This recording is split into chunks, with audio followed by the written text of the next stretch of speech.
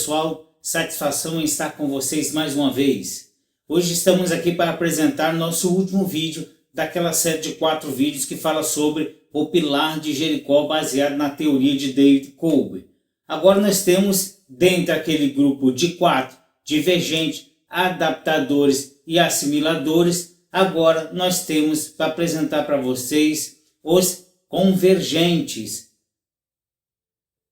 Os convergentes, eles são um grupo de pessoas que têm peculiaridades com relação aos outros 4.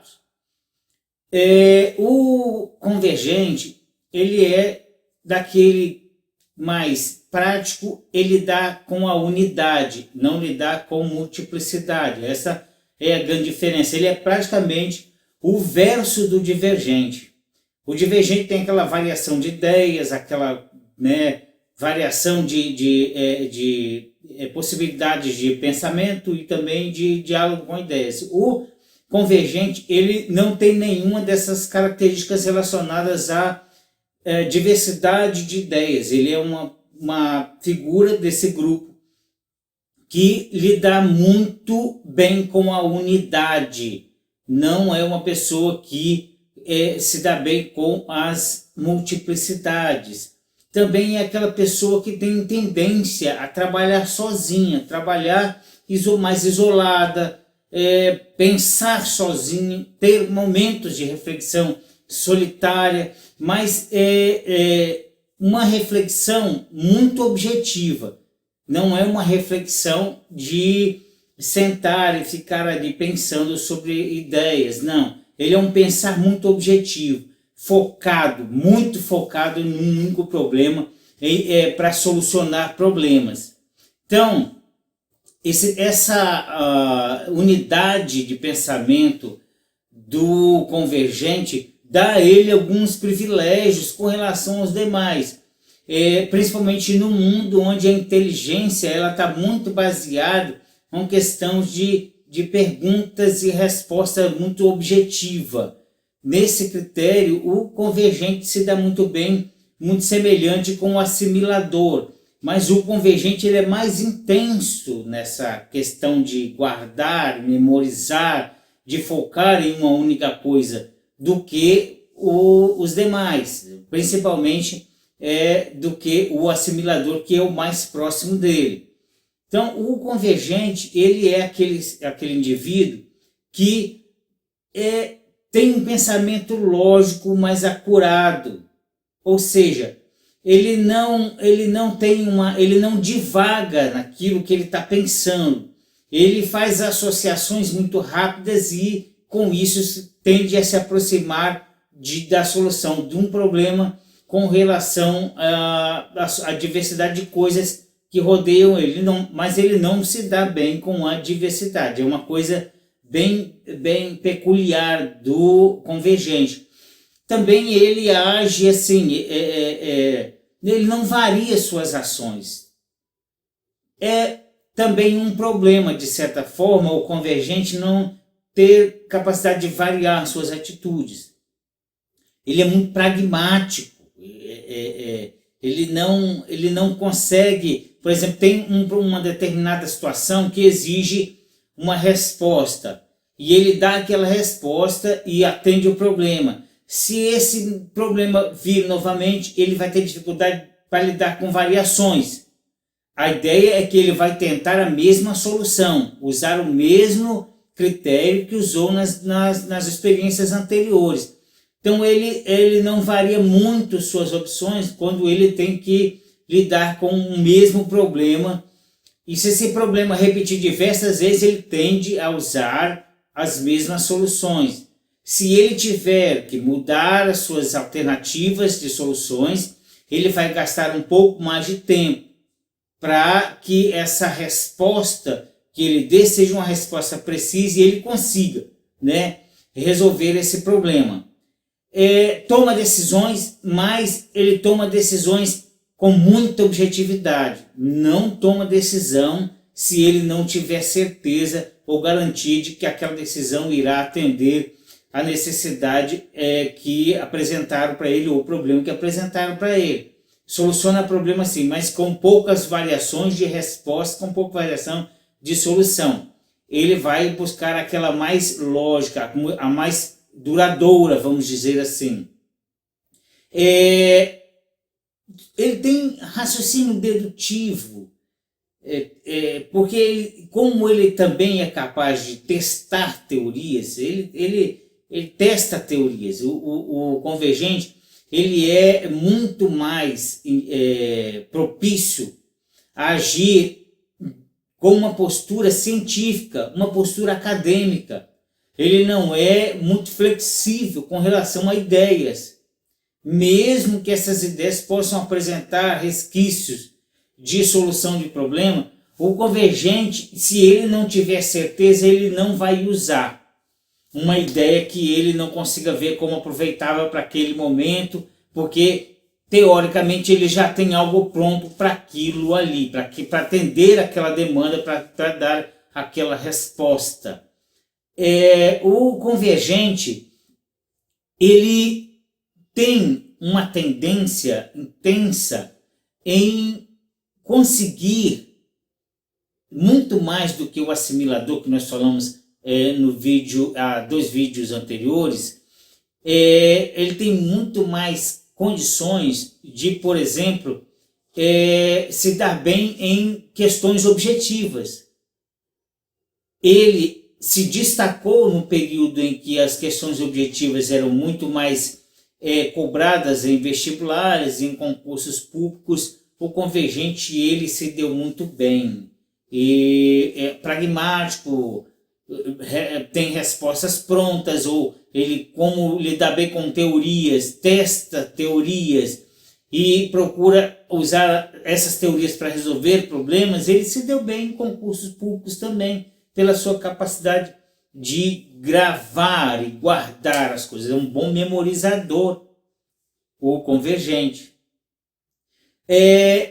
Desses 4, o convergente ele tem uma tendência grande em atuar mais em que áreas? Por exemplo, áreas que exigem do indivíduo mais capacidade de decorar e preservar procedimentos do que de pensar sobre o problema ali. Aquele problema surgiu e ele ficar pensando sobre aquele problema, não.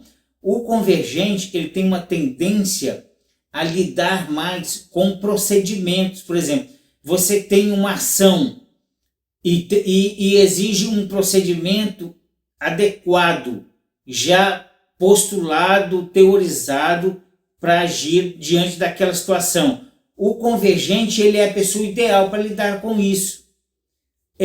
Nós vamos ver muito comum, por exemplo, procedimentos em área do serviço militar. Normalmente o convergente ele se daria muito bem no serviço militar. Por quê? Porque o serviço militar ele lida muito com procedimentos. Para cada situação existe um procedimento adequado, já testado, e aí sim, o convergente, como ele lida muito bem com teorias prontas, com coisas prontas, ele vai se dar bem com esses procedimentos. Ele usa o procedimento já pronto para cada situação que surge, já decorou, já sabe quais são essas soluções. Talvez o convergente ele tenha dificuldade, por exemplo, com as atividades físicas. Coisa, por exemplo, que o adaptador se daria melhor do que o convergente. Talvez essa seja a limitação no campo, por exemplo, das atividades militares para o convergente. Capaz de decorar, mas talvez ele não consiga lidar bem com a questão prática dos exercícios. É possível que o convergente tenha dificuldade para lidar com flexibilização corporal. O adaptador e o divergente se dá muito bem com o seu próprio corpo.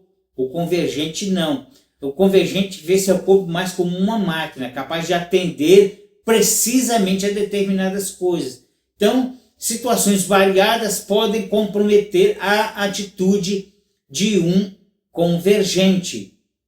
Bom, não há tantas opções para pensar que o convergente vá se flexibilizar, porque se ele tende a flexibilizar-se um pouco, ele se torna um indivíduo que interfere no campo do adaptador ou no campo do assimilador, mas é muito pouco provável, é quase improvável, vamos dizer assim, que ele em algum momento se ajuste com um divergente. Eles são praticamente aversos, eles são contrários, um não bate com o outro, porque tem atitudes muito diferenciadas umas das outras. O convergente ele vai ter problema com questões de diversidade. O divergente vai ter problema com as convenções, com as teorias prontas, com as respostas já determinadas, né? As regras fixas. Né? O divergente vai ter dificuldade com relação a isso, mas o convergente não. O convergente ele é o extremo. Tanto convergente como divergente são extremos. É difícil você confiar responsabilidades ou destino de qualquer coisa a pessoas que estão ligadas a extremos, tanto divergente como convergente. Ambos estão ligados ao extremos, tanto aqui como a inflexibilidade das ideias, como o divergente. Tanto aqui, né, o convergente com a inflexibilidade com relação às ideias, quanto o divergente lá com a abertura exagerada para todas as coisas. Não dá para pensar em confiar qualquer coisa em um ou em outro. O pilar de Jericó, com base na teoria de David Kolbe, ele mostra uma coisa interessante para nós.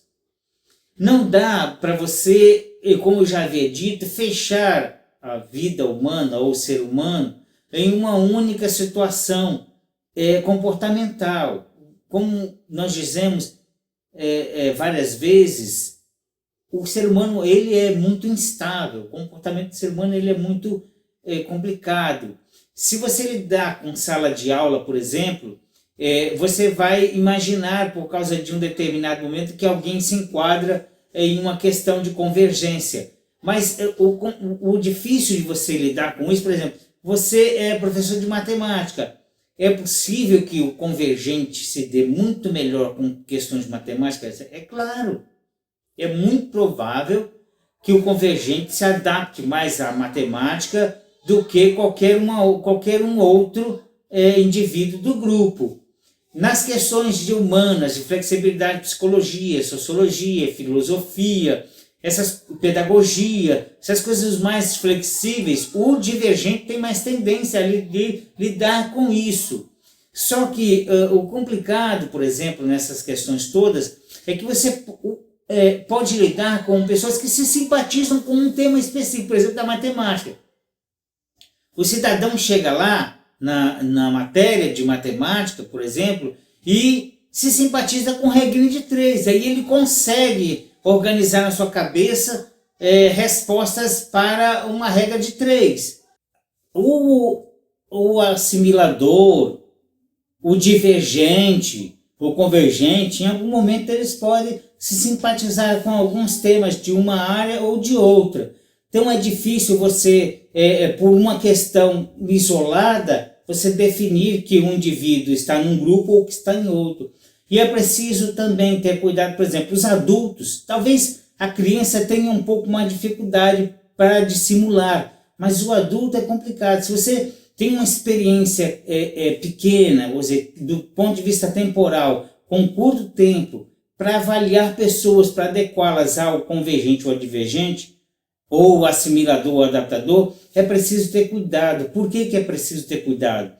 Porque o ser humano ele é dissimulado. Para ele conquistar alguma coisa, ele pode querer articular, por exemplo, um comportamento e depois de alcançar seu objetivo, ele retomar sua condição anterior. Então, essa questão de dissimulador é possível você encontrar entre as pessoas. Por isso que em um curto período de tempo não dá para você classificar um indivíduo entre um grupo e outro. Isso ajuda a nós desenvolvermos trabalhos com relação a pessoas que atuam em empresas ou aqueles alunos que nós damos assistência a eles em sala de aula ou remotamente. Claro que ajuda, isso pode ajudar a compreender de que forma eles vão lidar com determinados problemas ou resolver determinadas questões. Mas não pode ser pensado que isso seja resolvido num plano muito rápido, numa questão muito limitada. Ou pequenas questões você coloca lá e acha que já resolveu o problema. Não. É preciso ter cuidado. O tempo talvez deve ser bem aproveitado. Quanto mais longa for a experiência, mais precisa será a resposta quando você tiver que lidar para definir quem é um indivíduo ou outro. É claro, na sala de aula, isso talvez não seja possível, estender grandes períodos, né? O professor ele vai ter menos tempo para isso. O dono de uma empresa talvez um pouco mais, porque o professor na sala de aula ele tem um programa fechado para trabalhar e para orientar seus alunos. Então ele tem pouco tempo, então ele vai ter que ser ágil e saber fazer os testes certos que gastam menos tempo para ele poder definir logo a estratégia pedagógica de trabalho dele. O dono de uma empresa ele já pode ter um pouco mais de tempo, ele pode testar em departamentos, ele pode apresentar algumas soluções bem específicas que possam ajudar a definir uma situação e outra para classificar os indivíduos que atuam em sua empresa. Então, pessoal, eu vou deixar para vocês aí, como eu fiz com os outros, as características básicas do convergente. Primeiro, nós vamos, olha no quadro ao lado aí, nós vamos ter que ele é pragmático e lógico, unidade de ação, ou seja, ele é muito preciso naquilo que faz. Tomada de decisões, ele toma decisões porque teoricamente ele é um bom assimilador de teorias, ele é um bom memorizador, né? Ele dá bem com as teorias, ele soluciona problemas. Por que ele soluciona problemas? Porque esses problemas normalmente são problemas articulados já em torno de teorias. Então, com relação a esses problemas, ele dá muito bem. Mas ele não varia muito as suas respostas com relação aos problemas. Problemas iguais, respostas sempre iguais. Ele tem raciocínio dedutivo. Para testar teorias, ele tem que ter essa habilidade de raciocínio dedutivo. Ou seja, colocar as opções corretas para uma teoria correta. Então ele guarda bem esse ajustamento entre teoria e problema. Também é bom definidor de problemas, quer dizer, ele define problemas. Ele não fica tateando muito questões para tentar encontrar respostas ou para até mesmo para definir um problema. Essa questão de definir problemas, quem já fez trabalho acadêmico sabe que é fundamental o acadêmico ou o cientista ter habilidade de definir problemas. É uma definição de problemas, por exemplo, que vai dar destino a hipóteses, vai dar destinos, por exemplo, a respostas para uma questão científica. Definir problemas parece ser uma coisa simples, mas não é. Quem já pegou uma monografia ou uma dissertação ou até mesmo uma tese de doutorado para definir um problema para ser trabalhado, sabe que definir o problema não é uma coisa tão simples como muita gente imagina. Às vezes nós temos uma série de questionamentos na cabeça sobre determinadas coisas, mas nós não temos problemas lógicos, bem definidos na cabeça. Porque é só dessa forma que é possível conduzir a solução, sabendo definir de fato qual é o problema. Se nós não tivermos uma definição exata do problema, jamais conseguiremos encontrar a resposta. Então o assimilador tem essa facilidade de definir problemas. Então, pessoal, essa é a nossa exposição com relação ao pilar de Jericó. Vou colocar aí para vocês verem o quadrante completo, né, como está aí, com as opções dos divergentes, assimiladores, adaptadores e convergentes, e também as características básicas de cada um deles, de como é que eles agem, como é que eles lidam com problemas e como é que eles lidam com sua realidade, tanto estudantil como de vida ou funcional. Então vamos ficar por aqui.